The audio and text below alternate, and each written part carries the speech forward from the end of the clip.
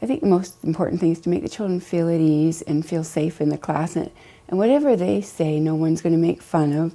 They can feel they can give their own ideas and not be afraid to speak. The room has to be bright and well organized. You know, everything is set in a place. They had like the tables, everything set up, the little markers. I once attended a sales conference, and there was a fabulous welcome for us. We had doors wide open to this great hall, with music going. One of the executives standing there smiling and shaking everybody's hand and greeting everybody as they walked through.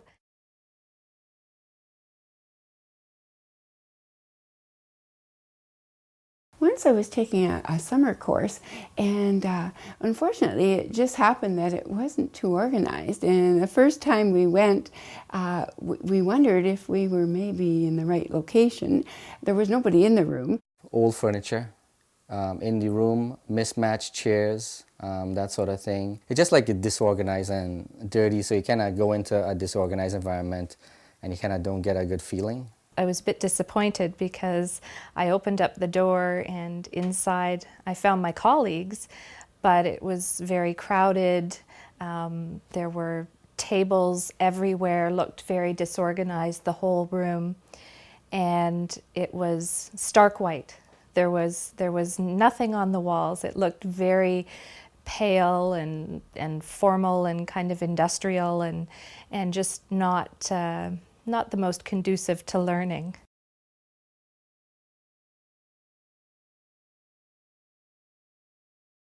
I am such a safety-conscious person personally, and I pride myself on creating a safe environment for the children, because if nowhere else, children should certainly feel safe at their church school. I think it's very important to question the environment every so often, because I think as humans we tend to get a little lazy and not question, our environment enough. And I think it's good to sometimes walk through and certainly get other people's ideas and perspectives on the classroom environment as well. So maybe it's a fellow teacher, maybe it's the superintendent of the church school, maybe it's the children themselves. And I think that really helps to bring enough people in to make sure that the environment is safe, and the more eyes you have, the more you'll be able to ensure that that you're removing any kind of safety issues or concerns. Once a year, we would have a practice drill with the fire procedures, where we tell the kids, we're going to have this, and then we, all practice, take up the attendance and follow them out to the nearest exit, walk to the furthest part of the church. So we do that once a year. And it's a good practice for the kids, because it's not something that you think about, especially in a church environment, in schools, at work, but church people tend to think everything's safe. So I think an open door is an excellent idea. I think some children are a little nervous in a class, especially if they don't know the teacher, and I think it's a good idea for everyone to have the door open. Also, some people just don't feel comfortable in a closed room, but I think it's good for ventilation too. But I think the most important thing is just to make everybody feel a little at ease. And in our Sunday school class, the superintendent often comes in, which is great, just to make sure, because the children are young, that everything is going okay and there's no problems. You never know at that age, there could be somebody who wasn't feeling well and needed to be taken home. Being one of the few male teachers, I always felt it the most important thing for me to do. So even if it was a bit noisy outside, I would still leave the door open. Yeah, we have teaching partners at our church, and it works really well. Usually we try to be together in the classroom, and a lot of times you'll find certain children feel a little more comfortable with one teacher or might gravitate to another. So it's nice that the children have some choice in terms of who they can speak to and feel comfortable with. And I think it's nice that if you can have more people, more adult supervision as well for the children, that just creates a much safer environment as well.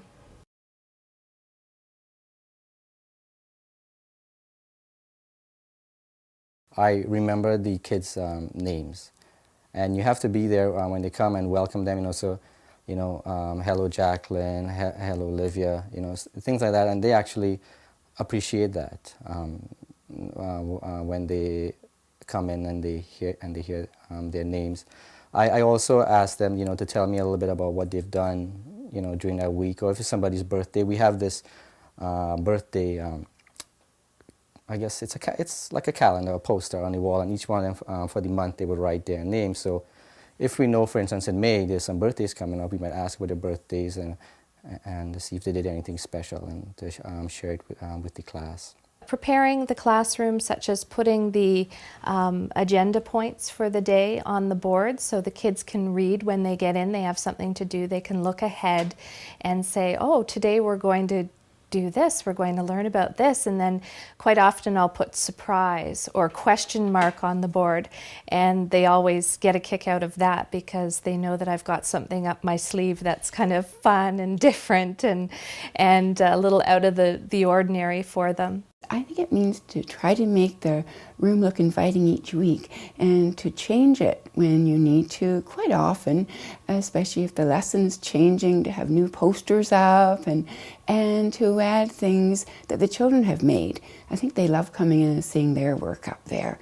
It just makes them feel really good. I think that's the key, is making it feel special, and it is set up for the kids.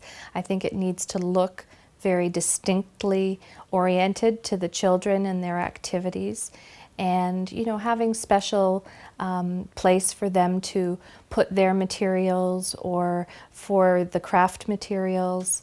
That space is important to them, and I think having a certain spot and maybe defining it in a certain way with a carpet or with perhaps some drapery or special posters, I think that is more than enough for children to feel that they are in their own little world and have their own spot to learn that's separate from the rest of the activities in the church that day. I try to make them feel that they can talk about anything they want. Sometimes the children have a concern.